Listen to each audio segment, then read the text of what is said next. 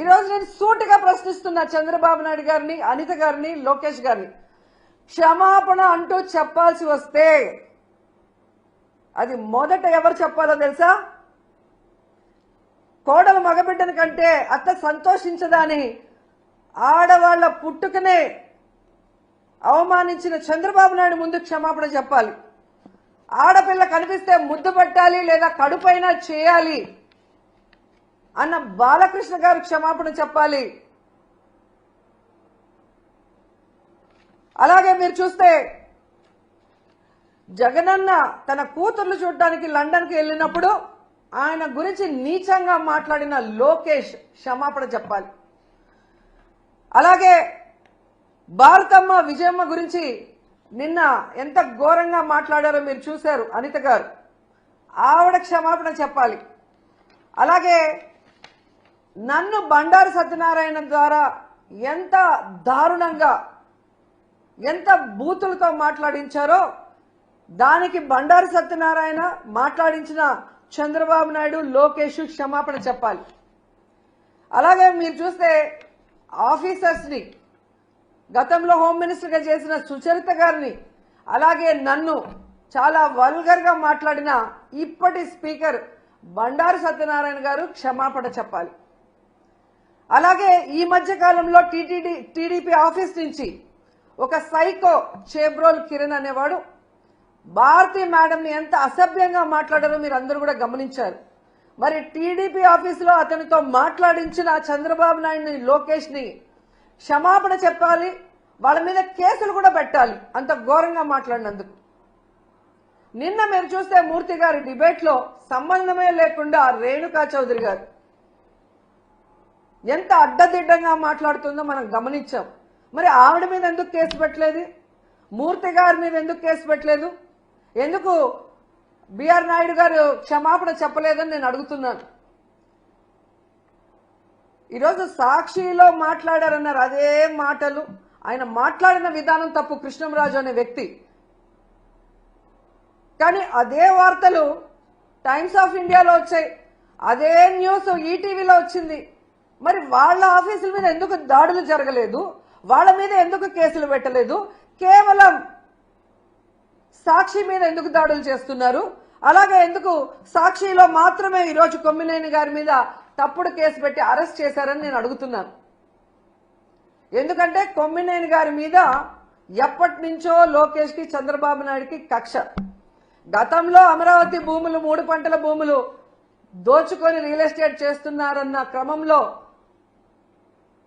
ప్రజలు అక్కడ ఎవరైతే తిరగబడ్డారో, రైతులు తిరగబడ్డారో అవన్నీ కూడా ఆయన తన డిబేట్ లో ప్రజలకు అందిస్తున్నారన్న కక్షతో ఎన్టీవీ యాజమాన్యం పైన ఒత్తిడి తీసుకొచ్చి ఆయనని ఆ ఛానల్ నుంచి బయటకు పంపించారు. అక్కడి నుంచి వేరే ఏ ఛానల్లో ఆయన వెళ్ళినా అక్కడ రానికుండా గేట్లు వేయించారు. సాక్షిలో ఉన్నారు కాబట్టి ఈరోజు ఆయన మీద కక్ష కట్టి ఇటు జగనన్నని, భారతమ్మని ఇరికిస్తూ అటు కొమ్మినేని గారిని ఇరికించాలని ప్లాన్ చేయడం నిజం కాదా అని అడుగుతున్నాను. ఎందుకంటే ఈ డిస్కషన్ జరిగింది జూన్ 6వ తేదీ. ఆ రోజంతా ఎవ్వరూ మాట్లాడలేదు. ఆ జరిగిన నెక్స్ట్ సెకండ్ అది తప్పు అని చెప్పి తాను తప్పు చేయకపోయినా సారీ చెప్పారు జర్నలిస్ట్ గారు, కొమ్మినేని గారు.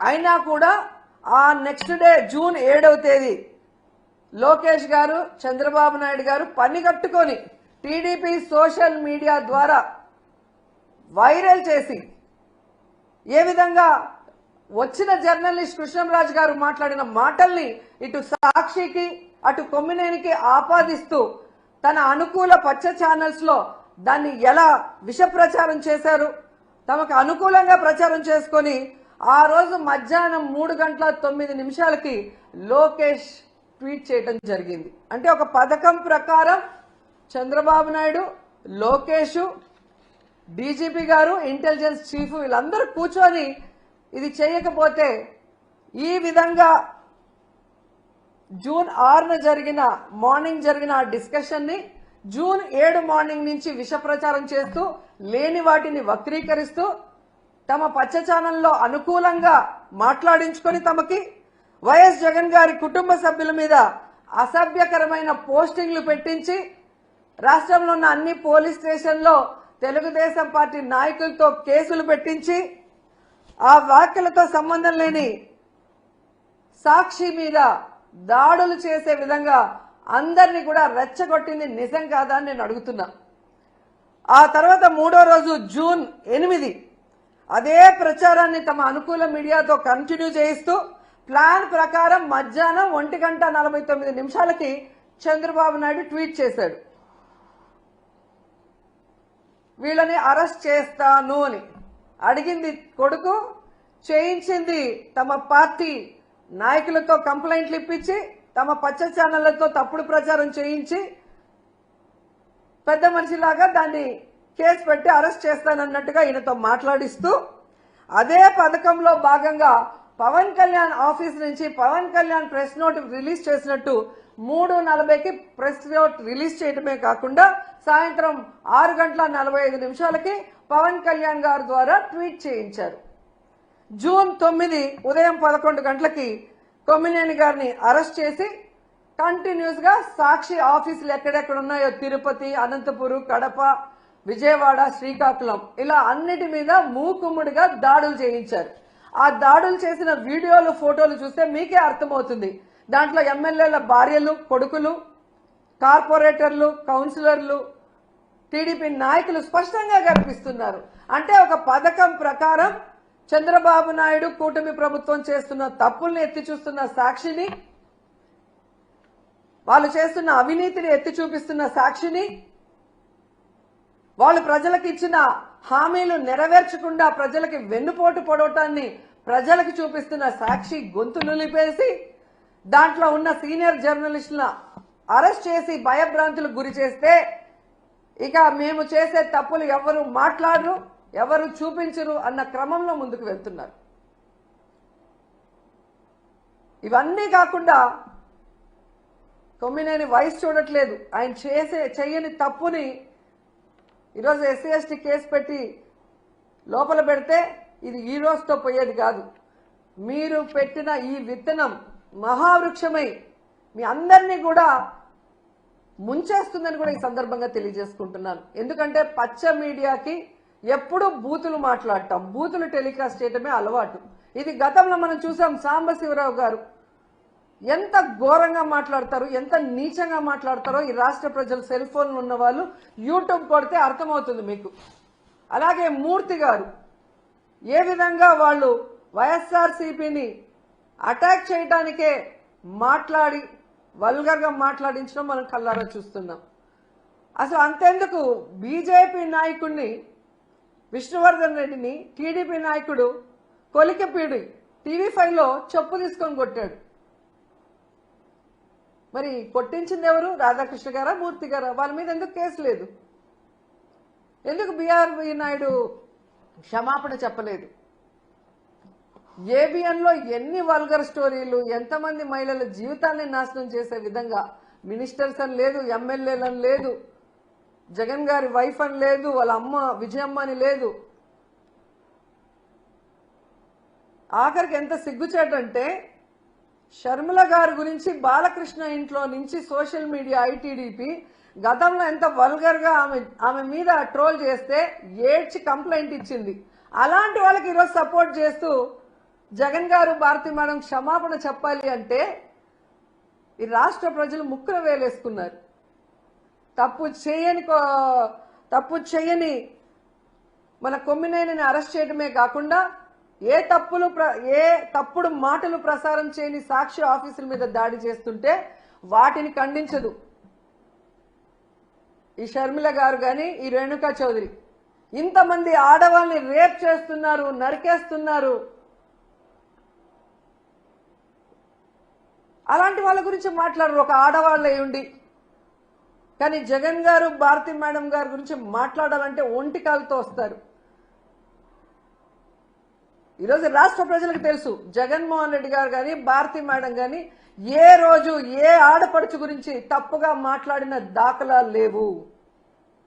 జగన్ గారైతే ప్రతి ఆడపడుచుని ఒక తల్లిలాగా, ఒక అక్కలాగా, ఒక చెల్లిలాగా ఎంత అభిమానంగా భావించి వారికి మంచి చేయాలన్న ఆలోచనతోనే మహిళలకి గౌరవాన్ని పెంచే విధంగా, వాళ్ళు ఆర్థికంగా ఎదిగే విధంగా, రాజకీయంగా ఎదిగే విధంగా 5 సంవత్సరాల కాలంలో ఆయన పరిపాలించి సంక్షేమాన్ని అందించారో ప్రతి ఒక్కరికి తెలుసు.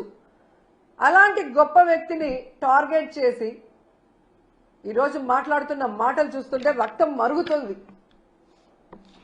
చాలా తప్పు చేస్తున్నారు తెలుగుదేశం పార్టీ వాళ్ళు, పవన్ కళ్యాణ్ గారు, లోకేష్ గారు. మీరు చేసే తప్పులు ప్రజలు గమనిస్తున్నారు. ప్రజలకు చేయాల్సిన సంక్షేమం అభివృద్ధి చేయకుండా గాలికి వదిలేసి ఈరోజు ప్రతిపక్షం అనేది లేకుండా చేసి ఈ రాష్ట్రాన్ని అమ్మేసి పారిపోదాం అనుకుంటున్నారేమో. ఈరోజు రైతుల్లో చైతన్యం వచ్చి రోడ్డు మీదకి వచ్చారు. టీచర్స్ లో చైతన్యం వచ్చి రోజు రోడ్ల మీద తిరుగుతున్నారు ధర్నాలు చేసుకుంటూ. వాలంటీర్స్ రోడ్డు మీదకి వచ్చారు. మహిళలు ఈ రోజు రోడ్డు మీదకి వచ్చారు. మీ పరిపాలనలో ప్రతి ఒక్కరు రోడ్డు మీదకి వచ్చి మీ మీద ధర్నా చేస్తున్నారు. మీ ప్రభుత్వం ఫెయిల్యూర్, అరాచక ప్రభుత్వం, అవినీతి ప్రభుత్వం, తెలుగుదేశం పార్టీ ప్రభుత్వాన్ని రోడ్డెక్కి ఈరోజు మీరు వద్దు అని డౌన్ డౌన్ అంటున్నారు. వాటిని సరిదిద్దుకోవడానికి ట్రై చేయండి. ఇప్పటికైనా మహిళల రక్షణ మీద, మహిళా సంక్షేమం మీద దృష్టి పెట్టండి. డీజీపీ గారితో, స్పెషల్ ఇంటెలిజెన్స్ చీఫ్ తో, కూటమి ప్రభుత్వంలో ఉన్న ముఖ్య నాయకులు, హోమ్ మినిస్టర్ కూర్చొని ఎందుకు ఇలా జరుగుతుంది, మనలో ఎక్కడ లోపం ఉంది, మనం ఎక్కడ ఫెయిల్యూర్ అయ్యామనేది తెలుసుకోండి, దాన్ని సరిదిద్దండి. ఈరోజు మీరు విచ్చలవిడిగా గంజాయి, మద్యము, డ్రగ్స్ ఈ రాష్ట్రంలో విచ్చలవిడిగా అందుబాటులో తీసుకొచ్చారు కాబట్టి ఆడవాళ్ల జీవితాలు నాశనం అయిపోతున్నాయన్న విషయాన్ని తెలుసుకొని వాటన్నిటినీ కూడా రూపుమాపాలని కూడా ఈ సందర్భంగా కోరుకుంటున్నాను. అలాగే రెడ్ బుక్, రాజ్యాంగం అంటూ అక్రమ కేసులు పెట్టడానికి పోలీసులు ఉపయోగించకుండా అవి పక్కన పెట్టి లా అండ్ ఆర్డర్ ని కాపాడండి. ప్రజలకు ఒక ప్రశాంతమైన వాతావరణాన్ని అందించండి. ప్రతిపక్షాలు అన్నాక ప్రభుత్వం చేసే తప్పుల్ని ఎత్తి చూపిస్తాయి, వాటిని కరెక్ట్ చేసుకోవడానికి ప్రయత్నించండి. అంతేగాని తప్పులే చెప్పకూడదు, చెబితే గొంతు నొక్కేస్తామంటే అది కరెక్ట్ కాదు. సంవత్సర కాలం మీరు ఇన్ని భయంభ్రాంతులకు గురి చేస్తూ ఇన్ని కేసులు పెట్టినా మొన్న 4వ తేదీ జరిగిన వెన్నుపోటు దినం చూశారు కదా, ఏ విధంగా జనాలు బయటకు వచ్చి మీ మీద వ్యతిరేకతతో, మీ మీద అసహ్యంతో మీరు వద్దు అని చెప్పి రాష్ట్ర వ్యాప్తంగా నిరసనలు చేశారో గమనించండి. అవన్నీ డైవర్ట్ చేయడానికి ఈరోజు కొమ్మినేని గారిని అరెస్ట్ చేసి డైవర్షన్ పాలిటిక్స్ చేయాలనుకుంటే రాష్ట్రంలో ఉన్న ప్రజలు వెర్రోళ్ళు కాదు, చాలా తెలివైన వాళ్ళు, అన్ని గమనిస్తున్నారు. సో ఇప్పటికైనా అక్రమ కేసులు అనేది పక్కన పెట్టి కొమ్మినేని గారి అరెస్టు ఖండిస్తున్నాం, ఆయన్ని వెంటనే విడుదల చేయాలని డిమాండ్ చేస్తున్నాం. అలాగే సాక్షి మీద దాడులు చేసిన తెలుగుదేశ జనసేన నాయకులు ఎవరైతే ఉన్నారో ఆ ఫోటోలు, వీడియోలు చూసి వాళ్ళందరినీ కూడా అరెస్ట్ చేయాలని కూడా ఈ సందర్భంగా తెలియజేసుకుంటున్నాం. లేదంటే జగన్మోహన్ రెడ్డి గారి లాగా లాస్ట్ 5 ఏళ్లలో, అంతకుముందు రాజశేఖర రెడ్డి గారి లాగా మంచితనంతో రాబోయే కాలంలో ఉండబోయేది లేదు. 10 ఏళ్లలో మీరు ఎంత మాట్లాడినా మిమ్మల్ని పట్టించుకోలేదు, కానీ ఈ రోజు పట్టించుకుంటాము అని కూడా మీకు హెచ్చరిస్తున్నాం. వెంటనే అనంతపూర్లో తన్మయ్య అనే అమ్మాయికి అన్యాయం జరిగింది, దానికి కారణం ఎవరు